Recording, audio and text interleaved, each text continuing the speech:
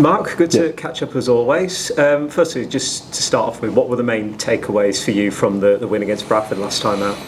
I thought the defence was outstanding, and the heart and character that we showed to defenders' errors, especially in that second half, were unbelievable. So, such a gritty win, really proud, and definitely a few sore bodies yesterday at training, and we were just really proud of that win. As I say, it wasn't as most perfect display in terms of ball in hand, but I thought we showed character in abundance, and how we went around as defensive application against a big physical Bradford pack, I thought were first class. Considering, I think both teams didn't really fully hit their straps in that game, but you found a way to win. Is that something that's needed for you and your team to be challenging at the right end of the table as you are? Yeah, I think it's needed for any team up and around there. It'd be lovely to say that every game's going to go exactly how you want it, but it never does it? We obviously came up with an error at the start of both halves, which puts you on the back foot straight away. Then you've got to go try to wrestle momentum back in your favour. Obviously we came up with probably one too many basic handling errors that we'd have liked, but we've always said that as long as we're willing to defend his errors, we'll stomach it, and we definitely did that. I mean, I think Bradford got 5 or 6 repeat sets on us, and in that second half we just kept on showing up for one another, and that for me is what it's all about. Yeah, pretty stifling heat as well. What's that say about your team's fitness and endurance as well at times? Yeah, listen, I think we did a lot of work of that in pre-season. It's fair to say we're not the biggest team in comparison to some others, but we definitely back our athleticism over most. But that's got to be one of the things that you should pride yourself in, is your conditioning and your fitness. Regardless of the heat or whatever the conditions, you want to play the brand of rugby league that you want to play, don't you? And I've always said to our players that we're not here to beat you with your stick to be in shape. It's the bare minimum. You need to be in shape. If you can't do what we need you to do, then that's on you. And we're lucky that we've got a real good professional bunch here, and they understand that. And I thought the conditioning showed on the weekend. It continues this impressive winning run you're on at the moment. Do you get the sense that there's something special here right now? I'll be honest with you. I don't really listen to the outside noise. Sometimes it can be a bit of an echo chamber for you, can't you, when things are going well or the other way. But we're just going week by week. We know that we've got a tight group. We know that we've got a group of men that enjoy coming and spending time with each other at training, and want to improve every week. And I think that's always a good recipe. I think there's 4 or 5 teams, that's how tight it is up at the top, that are probably saying the same thing. So we're just going week by week and making sure that we focus on ourselves and putting our best foot forward on how we want to play. And it's nice that we've been on this winning run that people talk about, but literally we've put to bed Bradford, and now it's full steam onto Barrow, and that's all that matters to me, is making sure you nail that next one.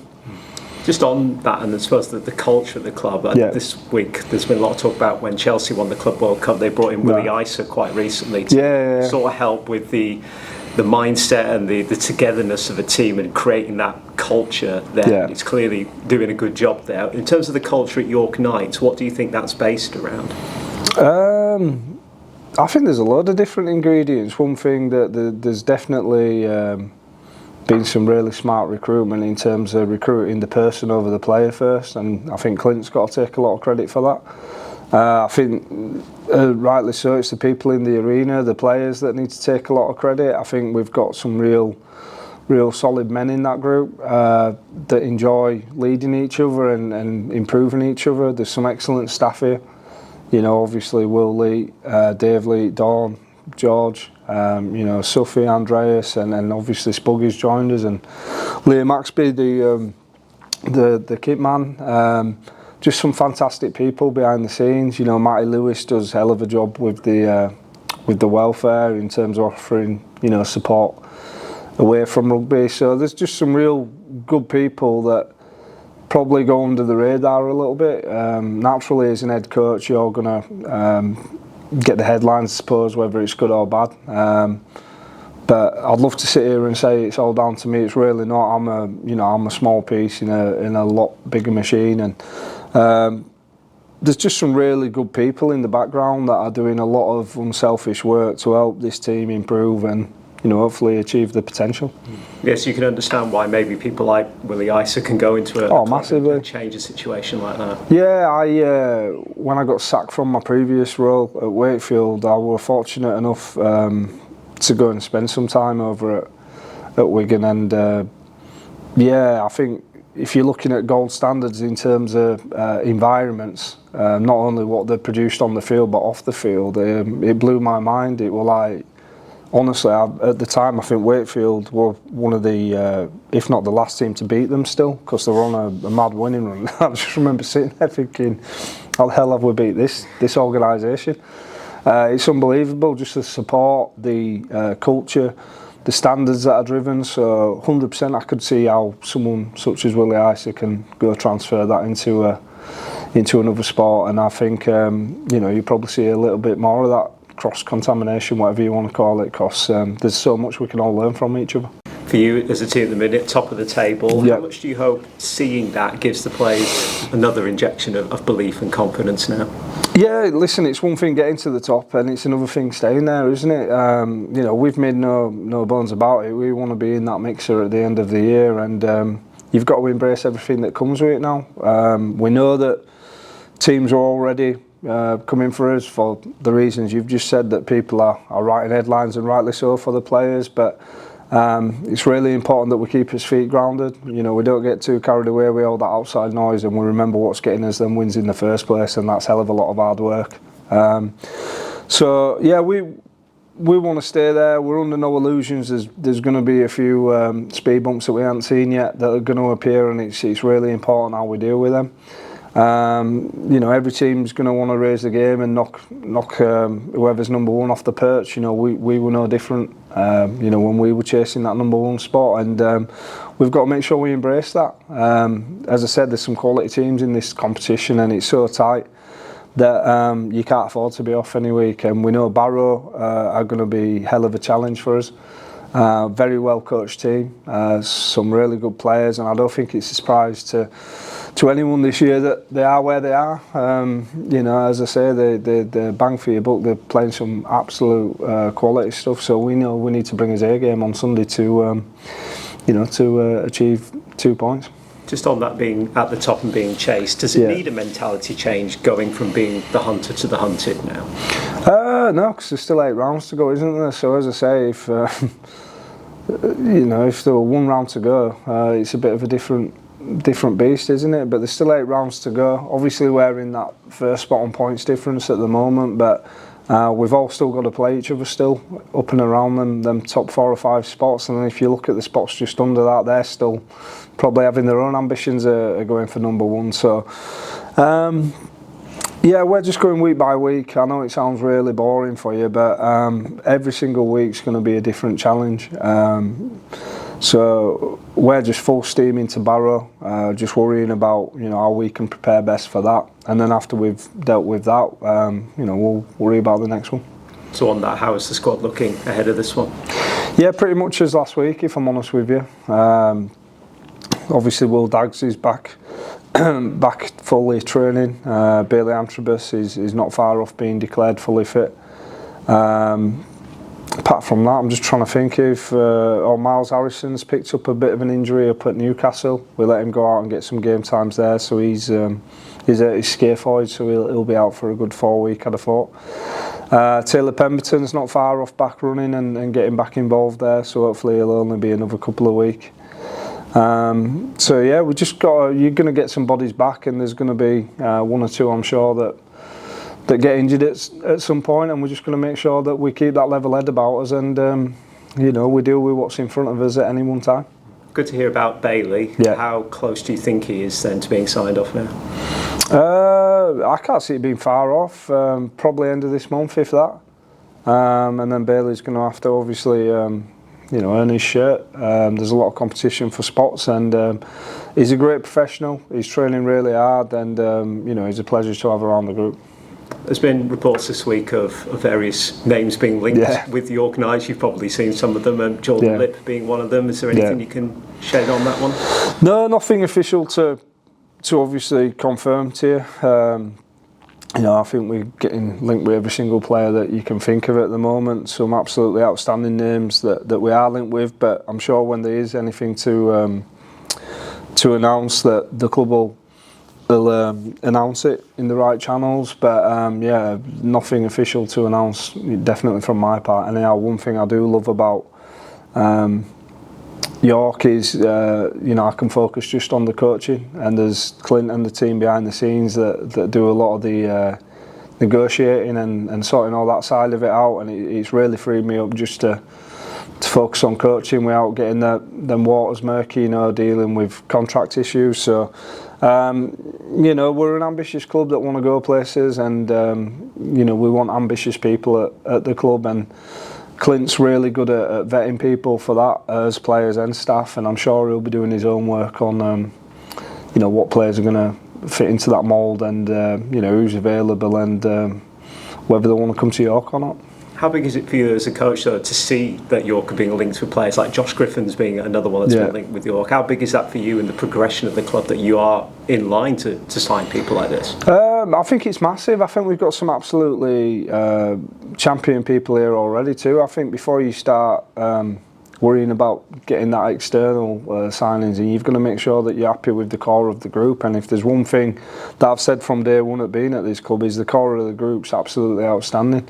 It just blew my mind when I first came in how tight everyone were, and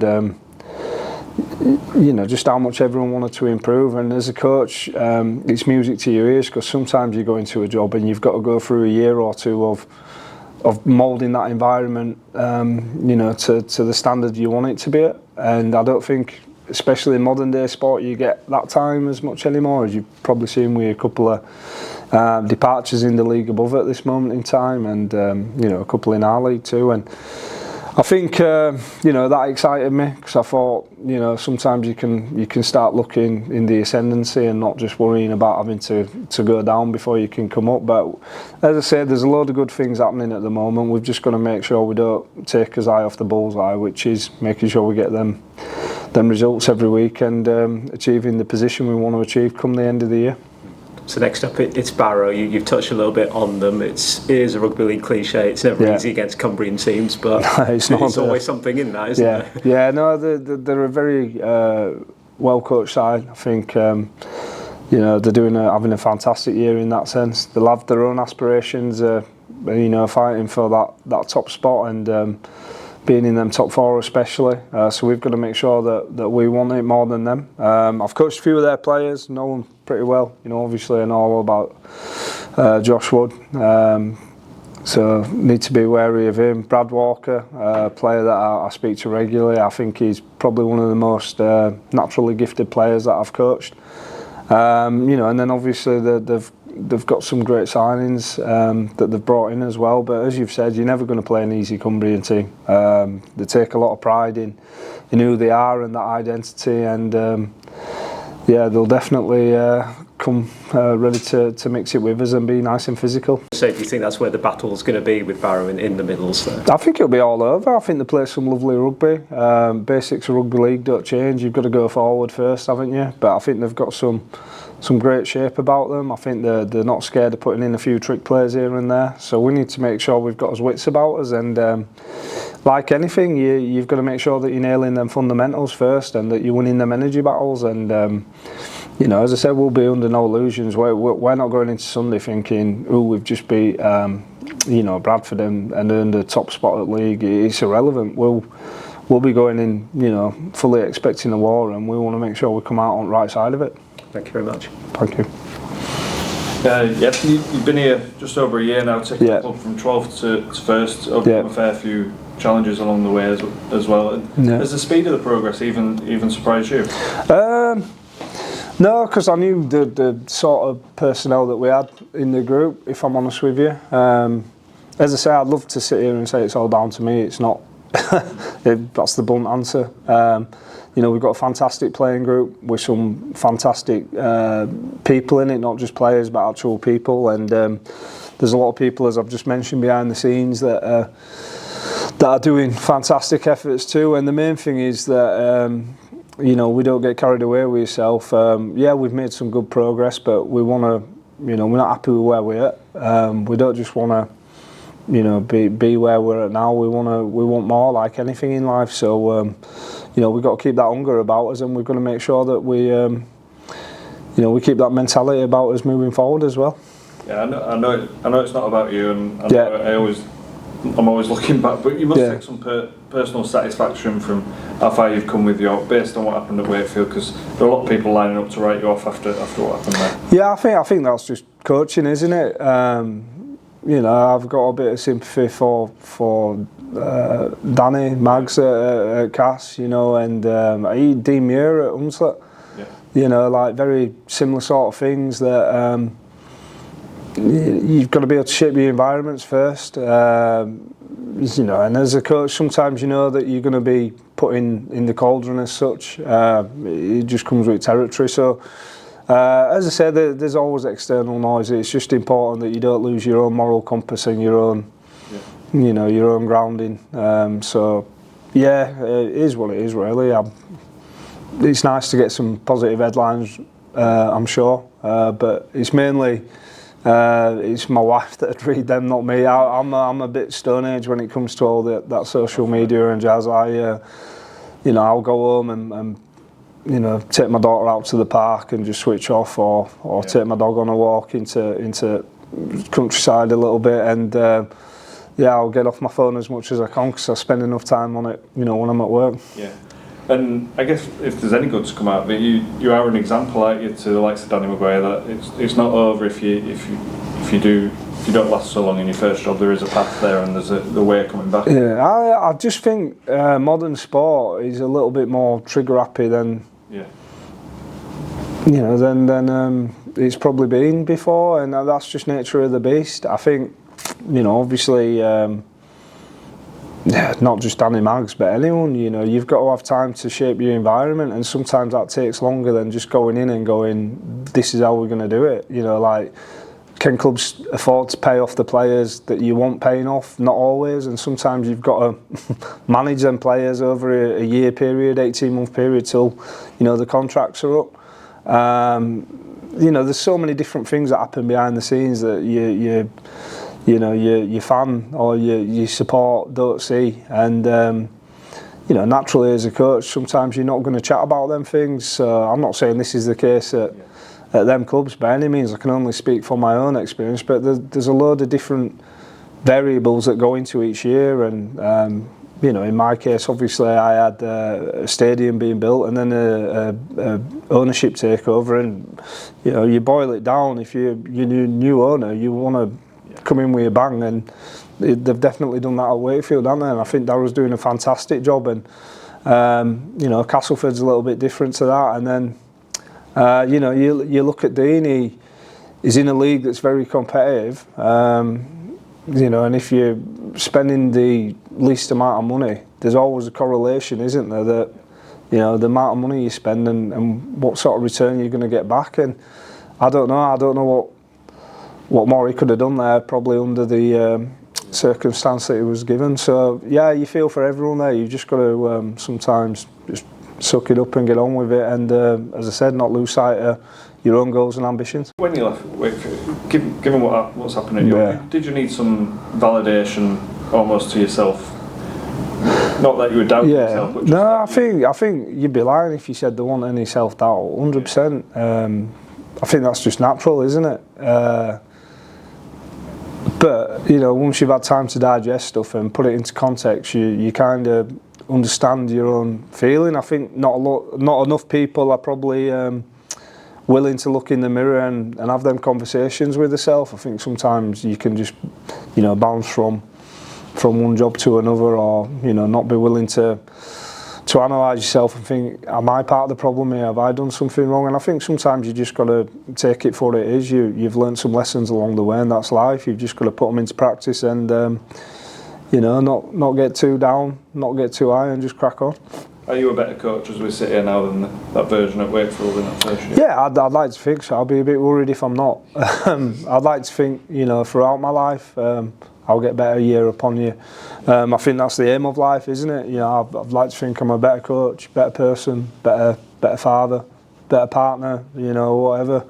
You know, that's what experience is all about, isn't it? Is making sure you learn them lessons and progress yourself. We spoke off camera about potentially going to 14-team Super League. Yeah. We don't know if it'll be next year, probably the year after. Do you think York put forward a strong case this year to be in that conversation at the very least? I think so. As I say, it's a question that I'm getting asked daily at the moment. I have not got a clue. I genuinely do not have a clue. You know, what's going on not only with the league structure, but with York. I think we're definitely a team that I know has got ambitions to go to the top table at some point. My job's really easy. I just focus on coaching the team. You know, I think Clint does a fantastic job in not getting me involved in that, and rightly so. You know, it's not something I need to be involved in as an head coach. I'm just a simpleton that can just worry about coaching the team and let Clint and the other guys worry about, you know, dealing with all that sort of jazz. You'd love to be one of those two teams, though, wouldn't you, if it came down to it? Yeah, I think anyone would. You know, naturally, you want to coach at the highest level. You want to be competing at the highest level. You know, regardless of the arguments 2 and 4, if a spot did come available and it did go to 14 teams, 100%, you know, we'd want our name in that mix. But there's probably 3 or 4 other teams that are saying that as well. So as I say, what'll happen will happen. It's all great headlines at the moment. It's irrelevant to me. I'll just crack on coaching great set of lads that I have.